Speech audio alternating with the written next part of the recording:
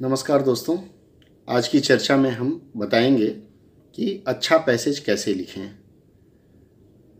SSC के अनुवादक की परीक्षा में आपको 2 पैसेज लिखने के लिए दिया जाता है, एक पैसेज अंग्रेजी में और एक हिंदी में। इसमें शब्द सीमा निर्धारित होती है। आप 500 से अधिक शब्दों में यदि पैसेज लिखते हैं तो उसमें लिखा रहता है कि अधिक लिखने पर आपके अंक काटे जा सकते हैं। आपको अपने पैसेज 500 शब्दों की सीमा में बांधना है। इसमें आपको 3 या 4 विकल्प दिया रहता है, चारों में से एक चुनना है दोनों भाषाओं में।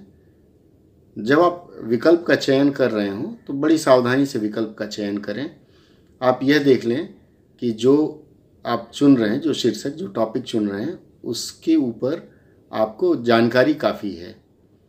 यदि आपको दिए गए किसी भी टॉपिक्स में से कोई जानकारी नहीं है तो फिर उसमें से एक ऐसा विषय चुनें जिस पर आप कुछ न कुछ लिख सकते हैं। मान लीजिए 500 शब्द नहीं लिख सकते, 400, 250 कुछ तो लिख सकते हैं, तो यह प्रयास करिए। इसके प्रश्न पत्र में जनरल टाइप के 2 टॉपिक्स होंगे।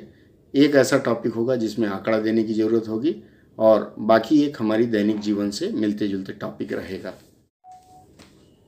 पैसेज आपने चुन लिया है। अब पैसेज लिखने के लिए उसमें कुछ बातों का विशेष ध्यान रखना पड़ेगा। सबसे पहले पैसेज के 3 भाग करेंगे। पहला होगा इंट्रोडक्शन, यानी कि उसकी भूमिका होगी। दूसरा हिस्सा होता है बॉडी, यानी कि उसके बारे में सारी जानकारी। और सबसे अंत में आता है समापन।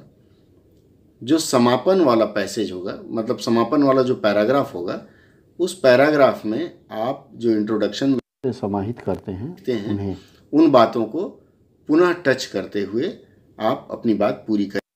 जिस विषय पे लिख रहे हों उस विषय से संबंधित विशेष बिंदुओं का चयन कर लें, उनको अलग से लिख लें। कीवर्ड कहा जाता है, यानी कि विशेष बिंदु या मुख्य बिंदुओं को हाईलाइट करें और अलग पैरा बनाते चलें। हाईलाइट करने के लिए किसी अन्य रंग के कलम का व्यवहार करें जिससे आपका स्पष्ट हो। एक ही चीज़ को बार बार रिपीट ना करें, मतलब रिपीटेशन से बचने का प्रयास करें। जो भी लिखें उसकी समीक्षा करें और बार बार लिखने का अभ्यास करें, क्योंकि आप अपने जज खुद हो सकते हैं।